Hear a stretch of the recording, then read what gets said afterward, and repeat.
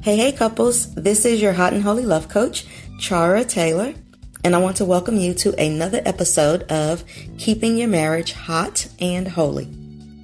On the last episode, we talked about ways to get to hot and holy, and we want to stay on that same track because there are a lot of marriages that are at that place where hot and holy is actually hard to get to or to even think about.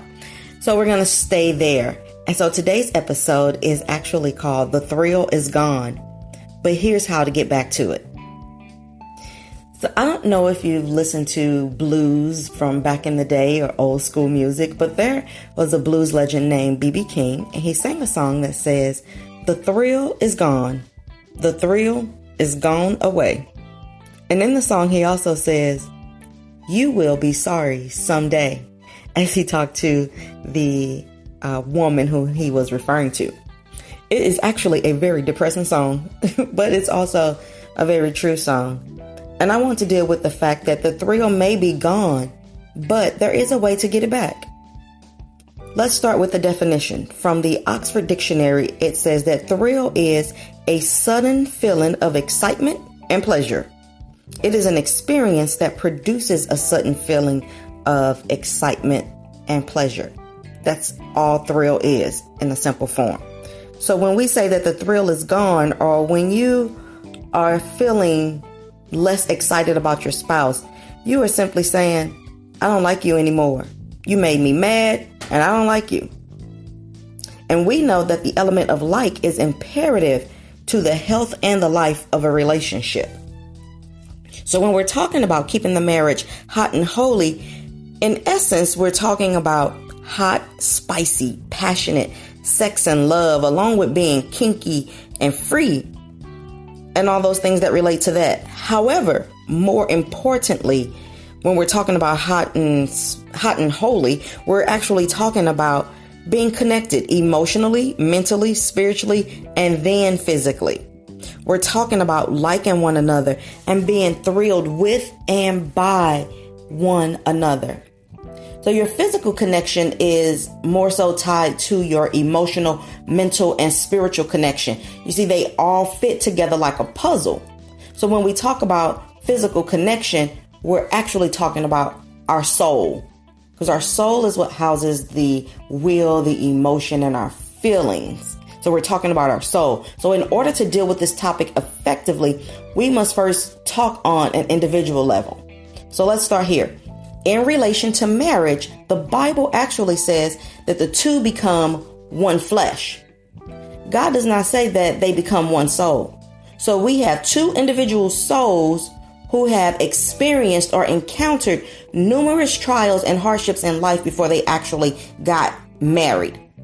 And then these occurrences have affected the soul or damaged the soul of the person individually.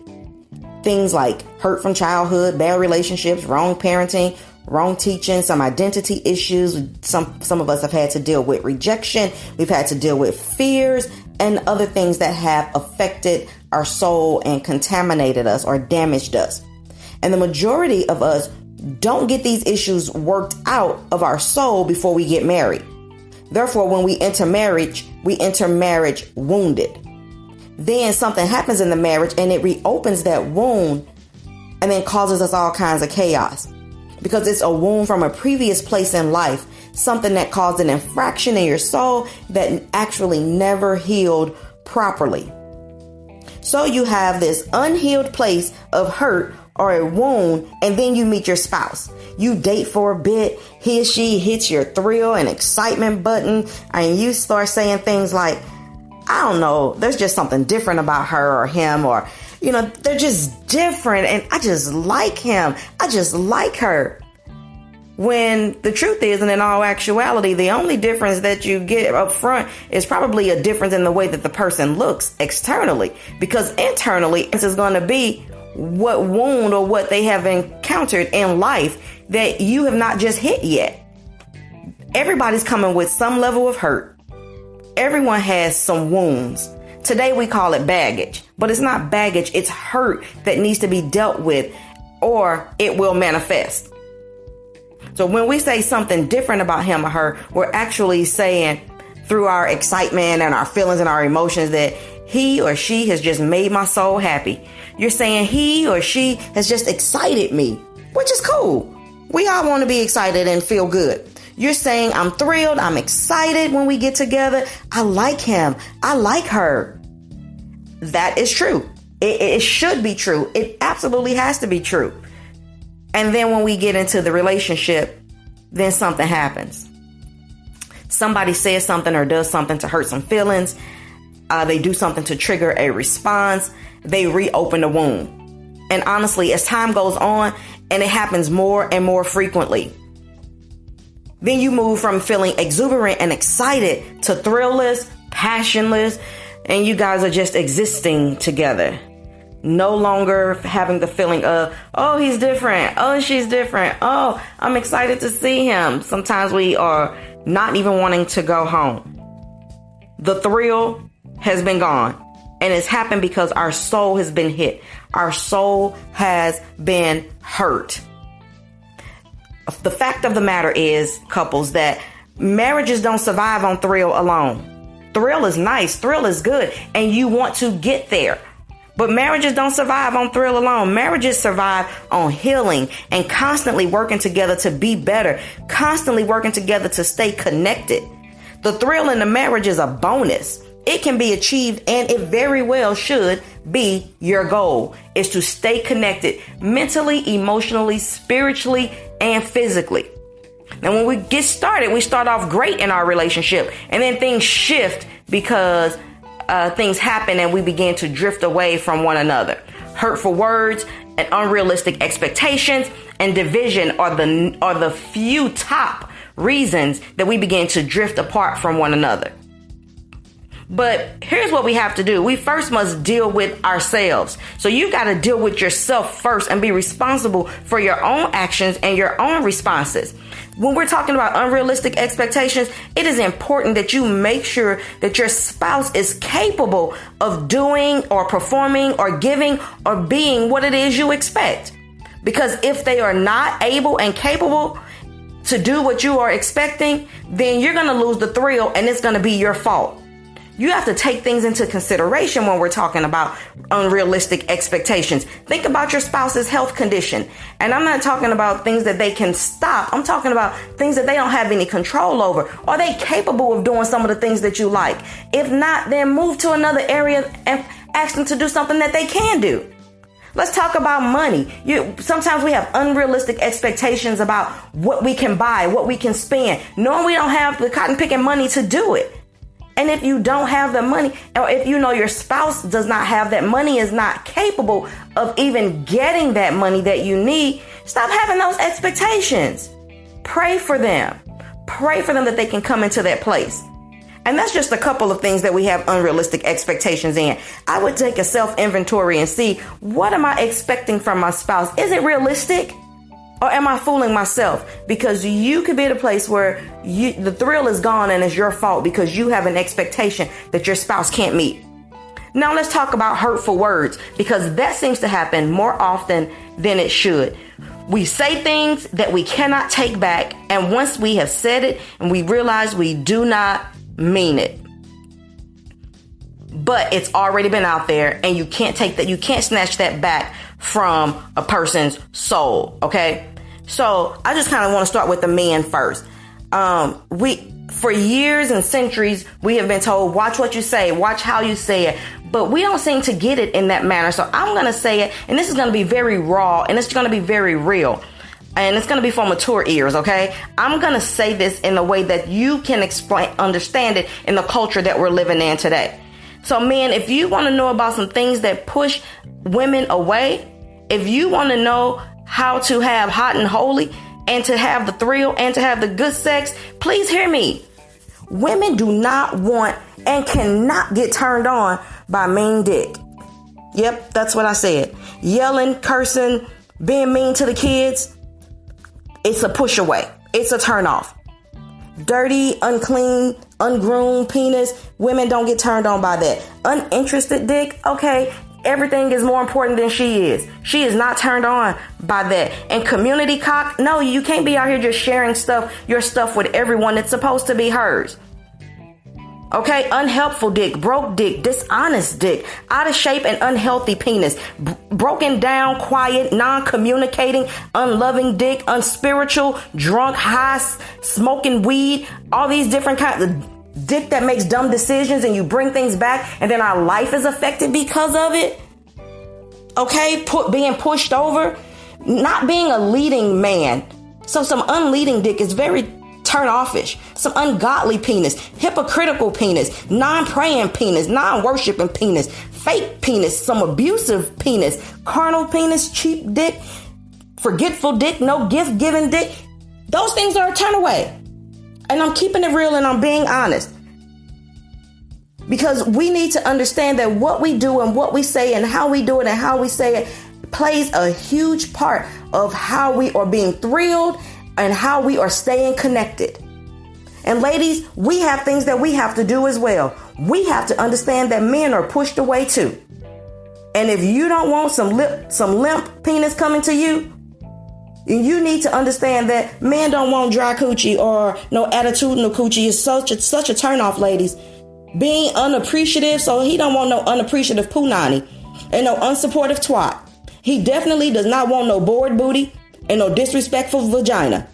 Unsexy sex, ugly and out of shape loving, being unloving and unkind, loud and argumentative. He does not want critical coochie, drama coochie, uninteresting vagina and untrusting vagina. How about us being negative all the time? He does not want negative coochie, nagging coochie, insecure coochie, complaining coochie, moody coochie, sexless marriage, controlling coochie, stubborn coochie, and reckless spending. Those are turnoffs to our men. We're talking about why the thrill is gone. These are things that happen in our marriage that we put out that causes us to lose the thrill in our marriages. But there are ways that you can fix it. The first thing that I recommend and highly recommend is that you yourself, every person must get counseling or coaching to deal with your issues individually and deal with the issues from your past, because that's what's coming up in your present.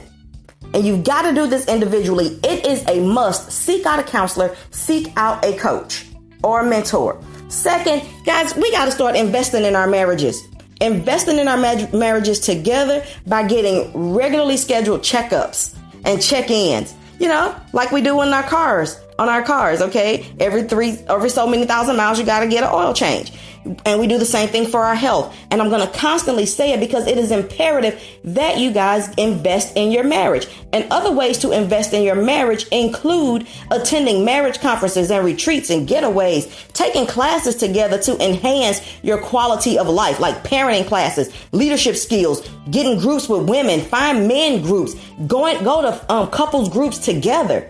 Then, guys, you got to learn how to spend some more quality time together. And I'm talking about quality time, not just going to dinner, looking at each other in the face. No, some quality time, not just sitting around watching movies all the time. Quality time where you're pouring into each other and you're investing into each other. And if you got to put money in a budget for childcare because you got kids, then budget in childcare, because it is imperative that you spend some quality time together. Spend time together daily, just catching up with one another. Talk about one another, not talking about what's happening or what's going on. Plan time for that. There's a time for that. But each day you need to be pouring into one another. Do for me. Oh, I love it when you do this. Or I love it when you wear this. Oh, I love the smell on you. And pour into each other, encourage each other, build each other up, and then dive into each other's world. You got to speak one another's love language and dive into each other's world.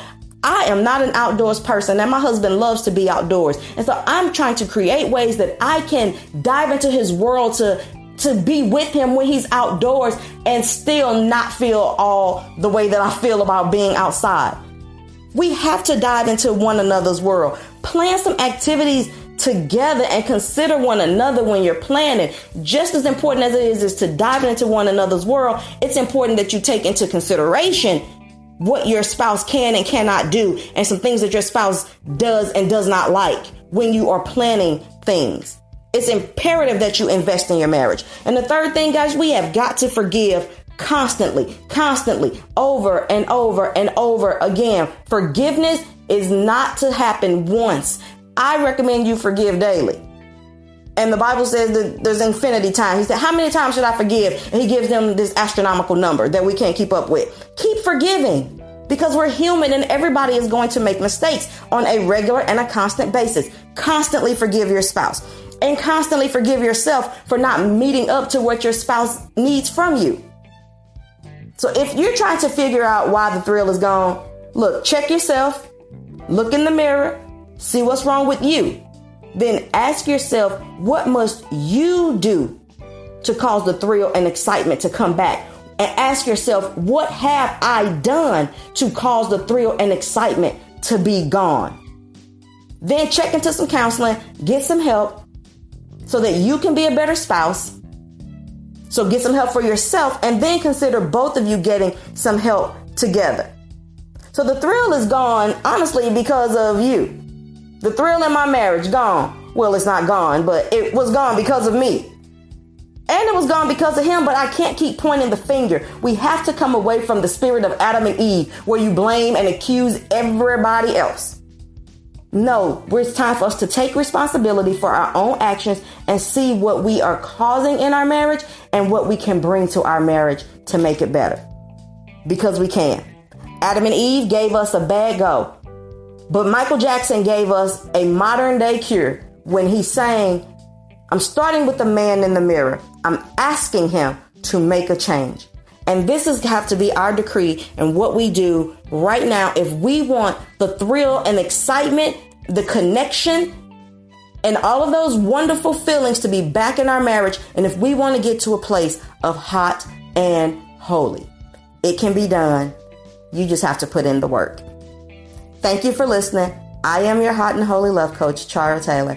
And as always, I pray that your marriage always remains hot and holy. I love to connect with you. Thank you guys for your feedback. If you want to connect with me on Facebook, send me an email or visit my website at www.teamtaylorministries.com and go to the Awaken Love page. Have a wonderful, wonderful week, and I'll be back with you on next Saturday.